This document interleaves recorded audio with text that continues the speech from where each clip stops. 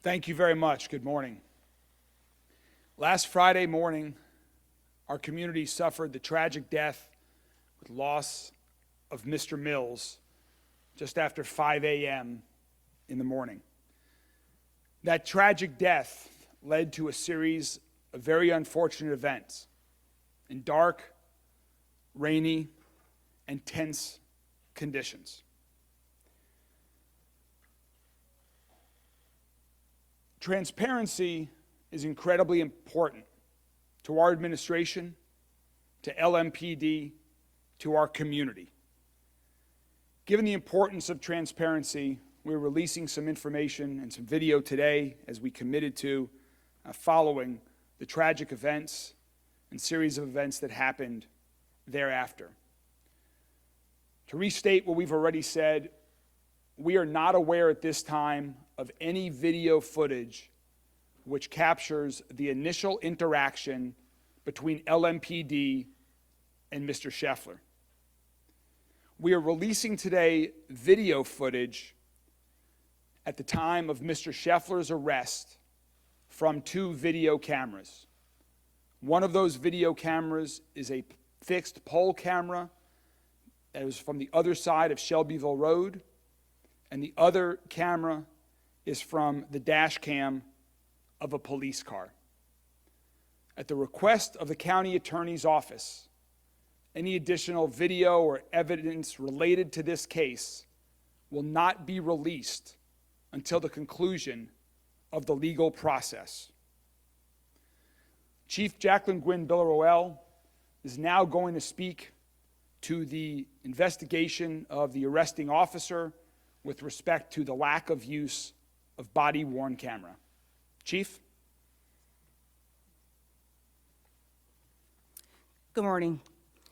Thank you all for joining us.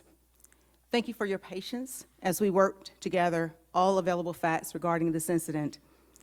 Obviously, it is of great public interest, so we appreciate you providing us the time to ensure that we release accurate information while the judicial process is occurring. We are grateful to PGA officials and Mayor Greenberg for bringing this prestigious event to our beautiful city on last week. But tragically, last Friday we lost a beloved community member who was working the event. As we stated in our preliminary public message, LMPD expresses its sincere condolences to the family and friends of John Mills, who was fatally struck by a shuttle bus outside of Valhalla Golf Club. By all accounts, we have learned that Mr. Mills was known for his kindness and dedication to our community. His passing has left a notable void in the golfing community and throughout the city. Regarding the results of our internal investigation, Detective Gillis did have an encounter, as we know, with Mr. Scottie Scheffler. Detective Gillis should have turned on his body-worn camera, but did not. His failure to do so is a violation of the LMPD policy on uniforms and equipment, subject category body-worn camera, and he was sustained for a violation of the policy 4.31.6 procedures and 4.31.7 operation. Detective Gillis did not have his body-worn camera operationally ready as required by our policy. He was performing a law enforcement action as defined in our policy.